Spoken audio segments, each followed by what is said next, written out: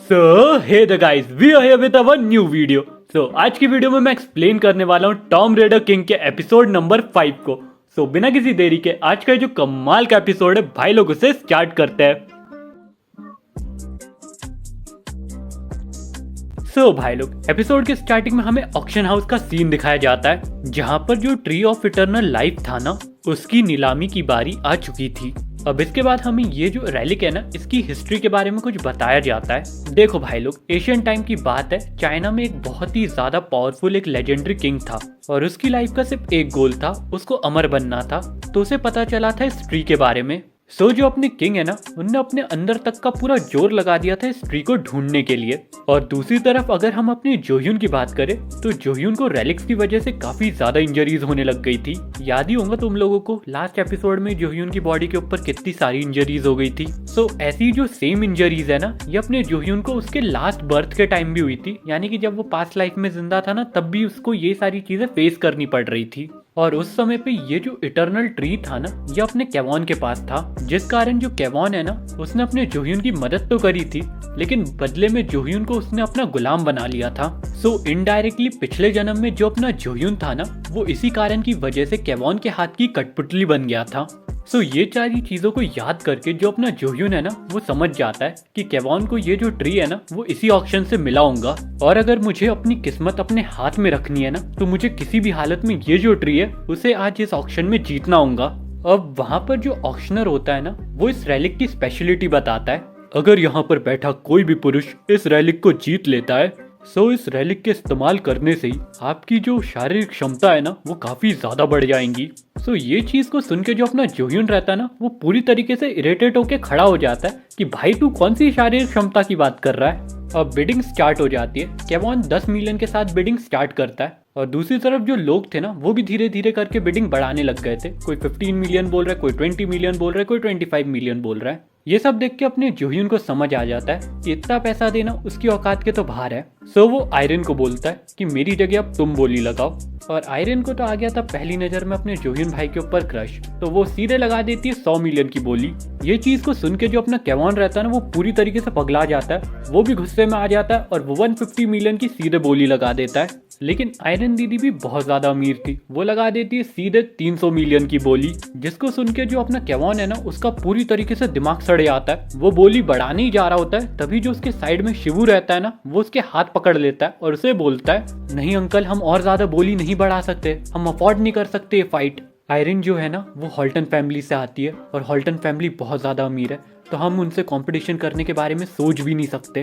Finally 300 million की बोली के साथ जो अपनी आयरन दीदी है ना, उनने ये रैली जीत लिया था।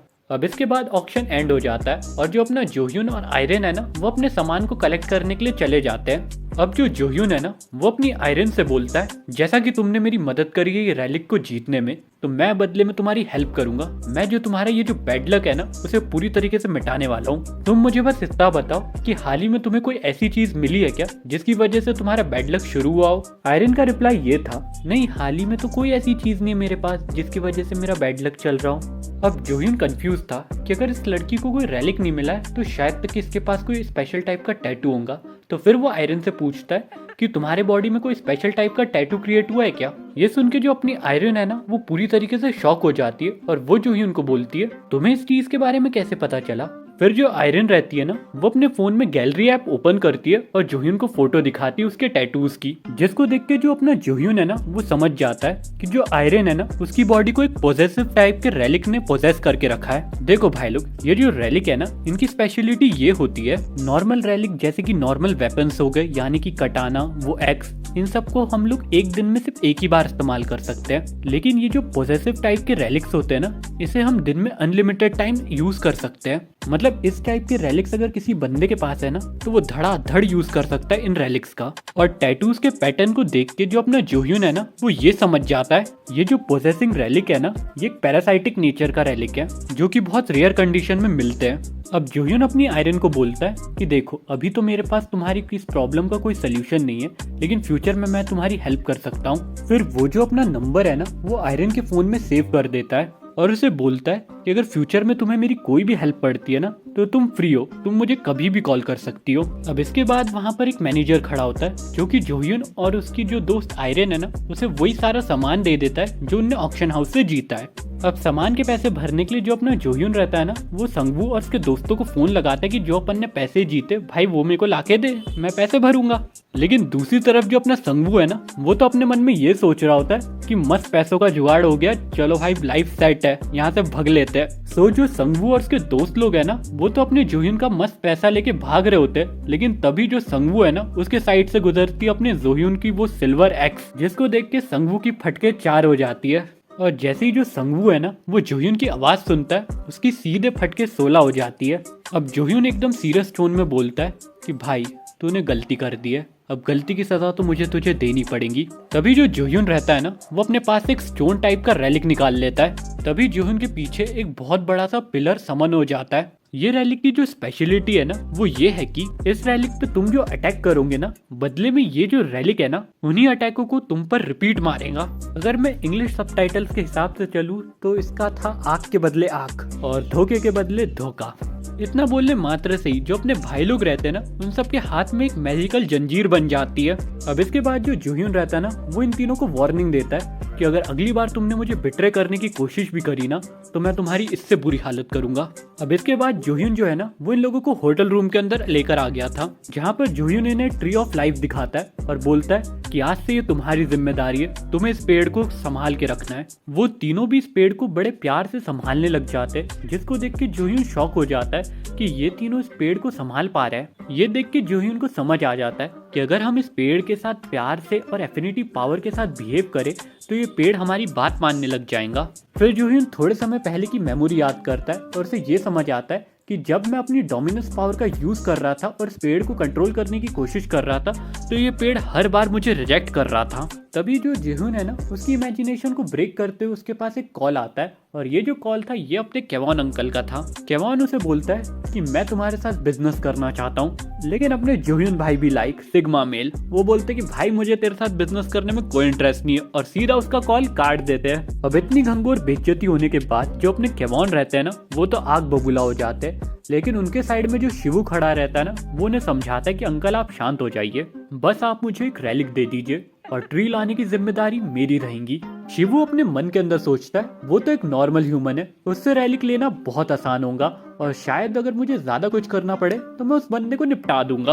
अब इसके बाद हमें एक बार का सीन दिखाया जाता है, जहाँ पर जो अपना जोह्यून है ना, वो मस्त अपनी कोल्ड ड्रिंक पी रहा होता है। तभी जो सिल्वर एक्स है ना, वो अपने जोह्यून को इन्फॉर्म करते हुए बताती है तुम्हारे पास शिवू आने वाला है और उसे चाहिए इटर्नल लाइफ वाला ट्री, और होता भी वही है। तभी वहाँ पर अपना शिवू आ जाता है और शिवू अपने जोह्यून को डायरेक्ट बोलता है कि तुम्हारे पास जो इटर्नल लाइफ वाला ट्री है ना, वो मुझे चाहिए।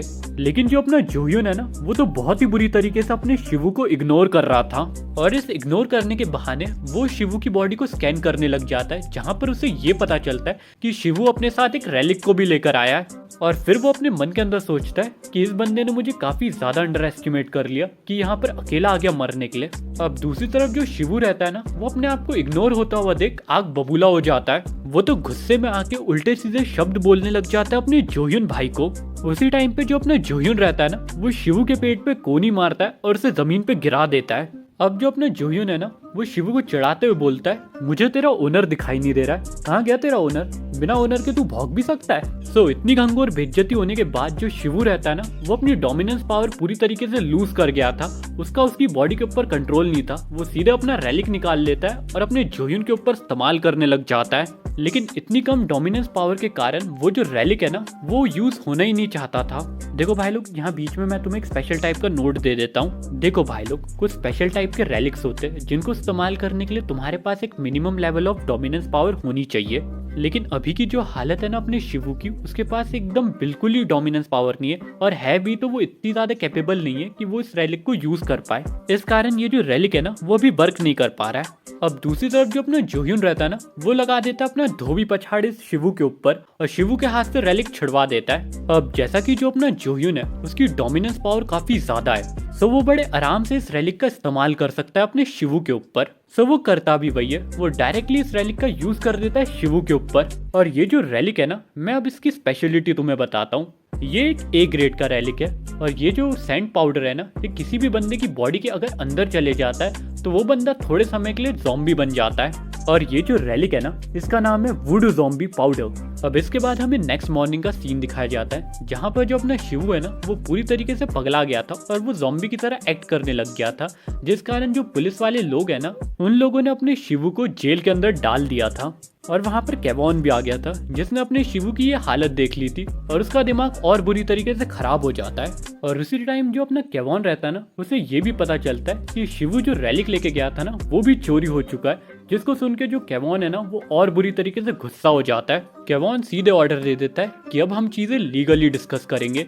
तो वो बोल देता है कि मिस ली को ऑर्डर दो और मिस ली अब आगे वाला काम देखेंगी। अब इसके बाद हमें एयरपोर्ट का सीन दिखाया जाता है जहाँ पर जो जोह्यून और उसके अंटर पंटर लोग थे ना, वो वहाँ पर अपनी फ्लाइट का वेट कर रहे थे।